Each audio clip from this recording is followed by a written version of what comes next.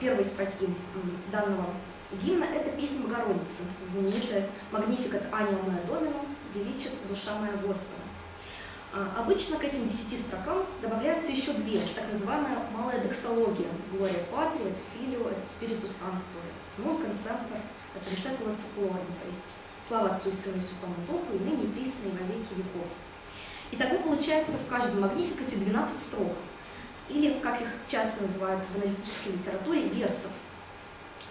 В литургической практике раннего Средневековья текст распевался на единую формулу, так называемого тона кантика. Кантик — это песня, в переводе с латинского языка. В данном случае тона магнификата, который немножко был похож на псалмовый тон, то есть тон, на который распевался вообще любой псалом, да, и который клался в основу любого мотета Ренессанса, собственно говоря. И для каждого лада, естественно, была своя формула. Поскольку текст магнификата прозаический, количество слогов от верса к версу постоянно менялось. И при процессе создания таких текстомузыкальных формул версы естественным образом делились на 2 сегмента некой цезуры смысловой, текстовой и музыкальной. Например, можно видеть в формуле первого тона, первая строка, да, первая фраза «Magnificat» отделена, ну, скажем так, в нашем представлении тактовой чертой, да, на самом деле такая традиционное название «Divisio Madorum». И вторая часть «Anima mea Dominum». Да, и любая строка любого тона, да, любого магнификата, она делилась таким образом на 2 сегмента. Большинство композиторов обрабатывали либо только нечетные, либо только четные строки полифоническим способом. Строки, которые не получали полифонической обработки, пелись на тон кантика, то есть в виде такого монофонического григорианского хорала. Часто даже при обработке нечетных строк, да, слово «магнификат», самое первое слово, пропускалось композитором-полифонистом и пелось на григорианскую формулу распева. И полифоническая композиция начиналась со слов «anima mea Dominum», то есть со второго сегмента. Бывали, однако, и исключения. Они, как правило, относились к особым торжественным случаям. Например, Монтеверди и Мортаро часто обрабатывали весь текст, включая начальное слово «магнификат». Но наиболее часто обрабатывали четные строки, то есть со 2 по 12, да? 2, 4, 6 и так далее. Это давало возможность не только эффектного чередования одноголосного хорала и пышной имитационной полифонии, но и очень эффектного и замысловатого окончания магнификата. Ведь если обрабатываются только нечетные строки, то, соответственно, вся композиция заканчивается четной строкой в виде григорианского хорала. Такая практика чередования хорала и полифонических обработок в русле одного магнификата называлась альтернативной или альтернативной. И ее корни лежат еще в старинном антифонном пении раннехристианской церкви. В XVI веке полифонический магнификат представлял собой особый жанр в плане техники письма, ну и, в общем-то, своего бытования, сочетавший как будто бы несочетаемое. То есть, во-первых, свою некую традиционность и каноничность, с другой стороны, все новейшие достижения техники композиции того времени.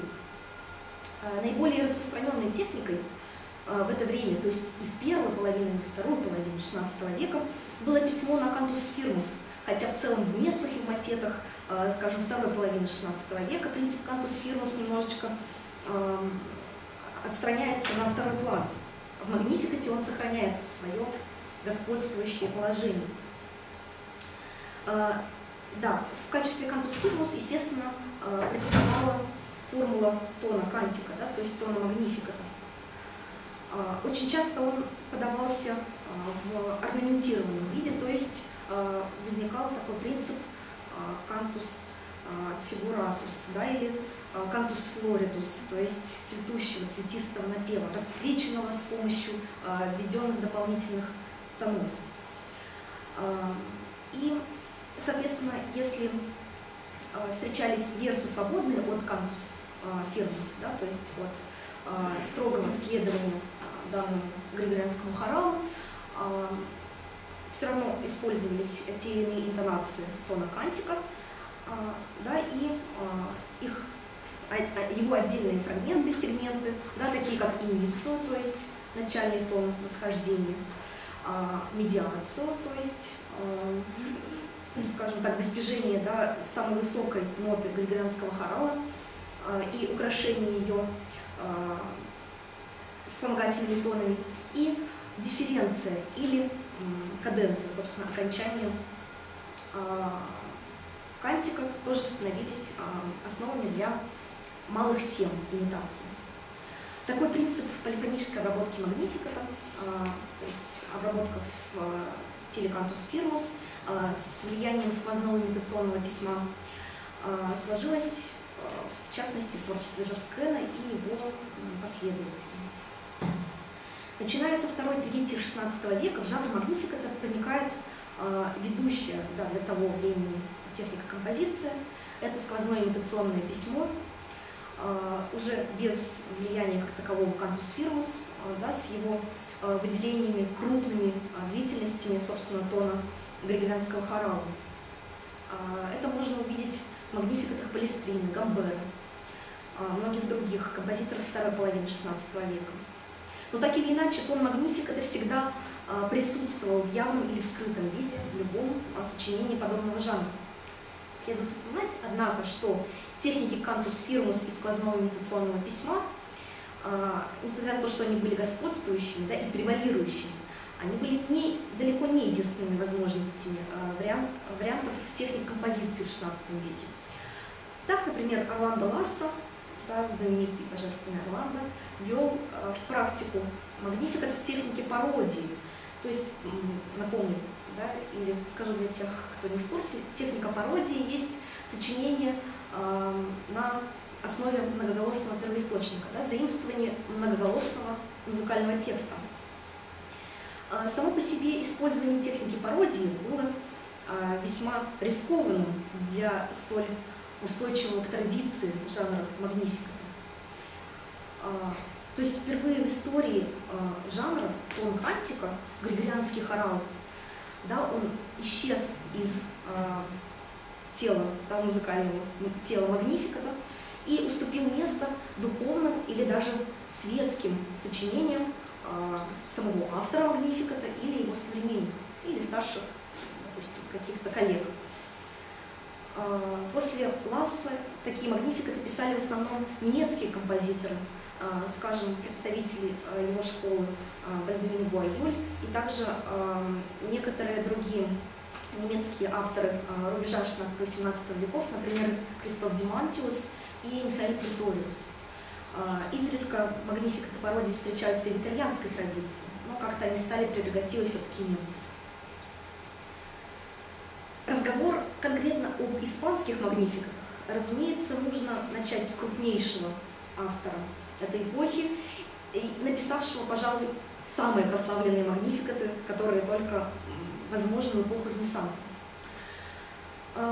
Наиболее, скажем так, популярные в хорошем смысле обработки песни Богородицы в XVI веке написал небезызвестный Моралес, Кристобаль де Моралес, снискавший славу как певчий папского хора в Риме с 1535 по 1545 годы и ставший вскоре придворным композитором, а также бывший капельмейстером в различных городах Испании. Он оказал огромное влияние на неимоверное количество композиторов своей страны и многих других, в частности, итальянских. Да, вообще его сфера влияния – это романские территории.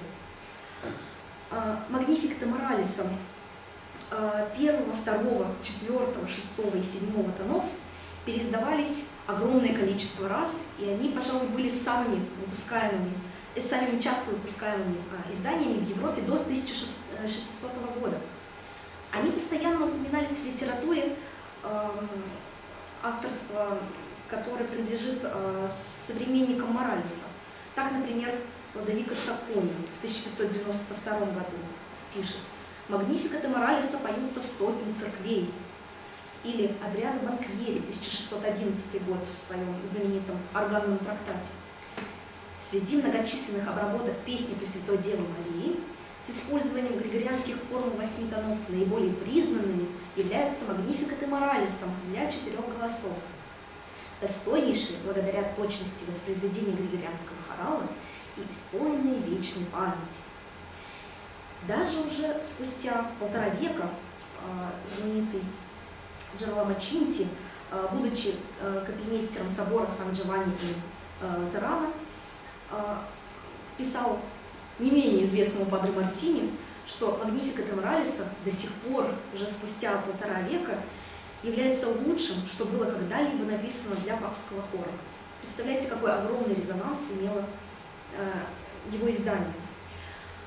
По числу упоминаний и репринтов магнификатов Моралеса могут соперничать только сочинения Ласса, который, напомню, написал более 100 магнификатов. У Моралеса их гораздо меньше. В связи с магнификатами Моралеса возникает проблема издания. Есть данные о том, что магнификаты, естественно, были написаны для исполнения в папской капелле, и весь кантик, то есть вся магнификатная песня, и четные, и нечетные строки должны были пропеваться в полифонической манере, без участия григорианского хорала. Именно в такой версии, полной, они были изданы в Венеции в 1542 году и годом спустя в Виттенберге. Именно в таком же виде, в полном, они встречаются в манускриптах более поздних, например, в манускрипте 1576 года. Но когда Моралес покинул Рим с тем, чтобы проявить себя скажем так, на своей исторической родине, он решился на весьма такой решительный шаг. Он опубликовал свои магнификаты в 2 сериях. Первая серия только с нечетными, и вторая серия только с четными версиями, то есть в альтернативной практике. Коммерчески для Моралеса это было более выгодно, потому что за пределами папской капеллы как раз-таки господствовала именно практика альтернатив, кроме Римского собора. Больше никто не имел такой чести и возможности исполнять полифоническую такую огромную композицию целиком. И поэтому, естественно, они имели огромный успех за пределами Рима. В таком измененном виде магнификаты кочевали из одной рукописи в другую, из одного издания в другое, вплоть до XVIII века. Известно, что в рукописях папской капеллы сохранились копии магнификатов Моралеса с голосами, которые дописал Палестрина.